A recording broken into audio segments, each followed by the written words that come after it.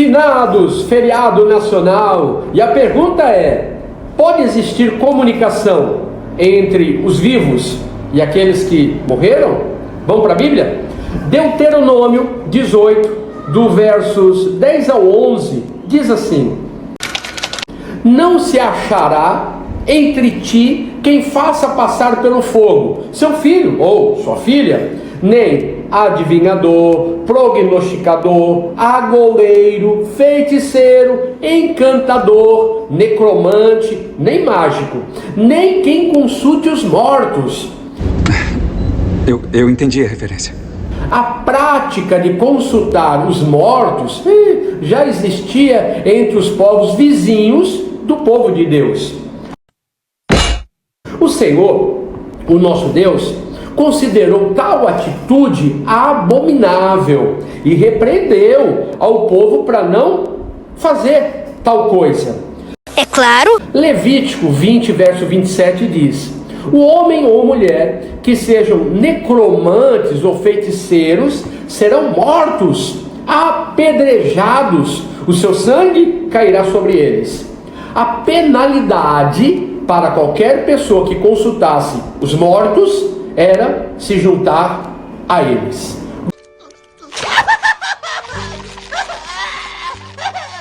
Vamos a um exemplo bíblico. O rei Saul, o primeiro rei de Israel, que reinou 40 anos, ele abandonou o Senhor quando ele cometeu o pecado de ir consultar uma feiticeira, a feiticeira de Endor, pedindo que fizesse aparecer o espírito do profeta Samuel, que havia falecido. 1 Samuel 28, verso 8 diz: Saul então se disfarçou usando roupas comuns, em vez de usar suas vestes reais.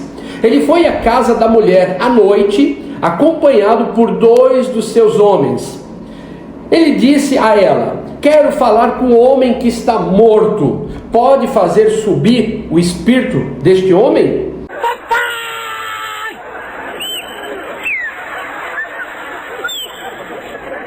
A feiticeira foi movida por espíritos malignos enganadores. Está lá em 1 Timóteo 4:1. Também mentiu, dizendo que estava vendo o profeta morto, além de usar de esperteza, pois percebeu ser uma emboscada do rei Saul. Fala, não me diga! Primeiro, vamos lá, 1 Samuel 28:9. Mas a mulher disse: o Senhor certamente sabe que Saul mandou matar todos os médiuns e adivinhadores, porque o Senhor está armando uma cilada para mim, para que eu seja morta? É fato. Deus condenou Saul por ter procurado a tal necromante. Está lá em 1 Crônicas 10, verso 13. Saul morreu por ter desobedecido a palavra do Senhor e porque tinha consultado uma médium. Abra o olho, povo brasileiro. Anote aí, não podemos fazer nada. Nada mais pode ser feito por aqueles que morreram. É verdade. Ninguém pode promover a salvação para outra pessoa que já morreu. O vivo não pode fazer nada por aquele que morreu. Hebreus 9, 27. E assim como aos homens está ordenado morrerem uma só vez, vindo depois disto o juízo. O que foi que houve, homem? O mingau estava muito quente. É bem fácil de entender. Após a morte, a única coisa que lhe aguarda é o juízo final.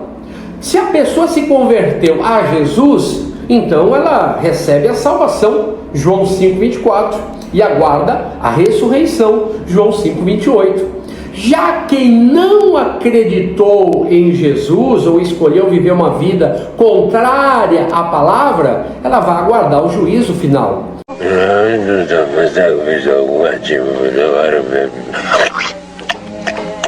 Não há nada que se possa fazer por aqueles que partiram. Os mortos não podem se comunicar com a gente, com os vivos. Eclesiastes 9, do 5 ao 6. Porque os vivos sabem que hão de morrer, mas os mortos não sabem coisa nenhuma, nem tampouco terão eles recompensa, porque a sua memória jaz no esquecimento.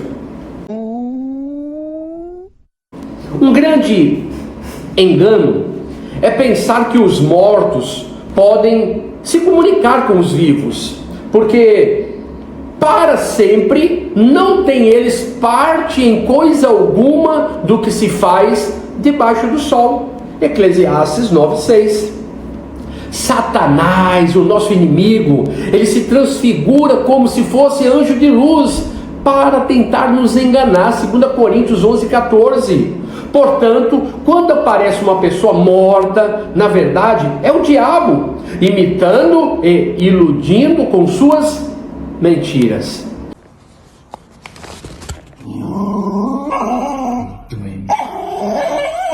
Os mortos não conseguem mandar mensagens para os vivos. Isso é mentira do diabo. Tudo que uma pessoa puder fazer deve ser feita enquanto estiver viva, pois depois que morrer não poderá fazer mais nada. Eclesiastes 9:10. Olha ele! Os mortos também não podem nos abençoar. Santo nenhum pode nos abençoar. Salmos 115:17. Nem mesmo interceder por nós. 1 Timóteo 2:5. O próprio Jesus contou a parábola sobre o rico e o mendigo Lázaro, que morreram, mostrando que os mortos não podem se comunicar com nós, os vivos. Está escrito lá: está posto um grande abismo entre nós e vós, de sorte que os que querem passar daqui para vós outros não podem, nem os de lá passar para nós. Confira, Lucas 16, verso 26.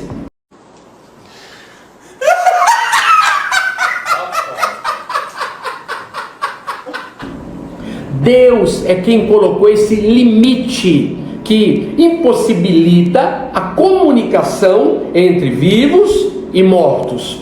Não há nada que os mortos possam fazer pelos vivos. Vamos finalizar? Vamos finalizar com a Bíblia.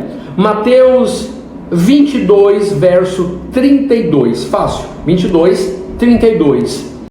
Esta información vale millones. Eu sou o Deus de Abraão, o Deus de Isaac, o Deus de Jacó. Ora, Deus não é Deus de mortos, mas Deus de vivos.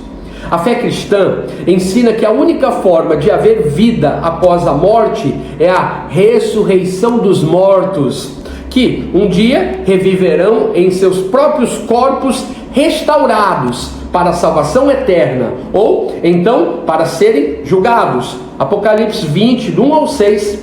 Qualquer outro tipo de ensino que mostre a comunicação entre vivos e mortos é baseada em mentiras demoníacas.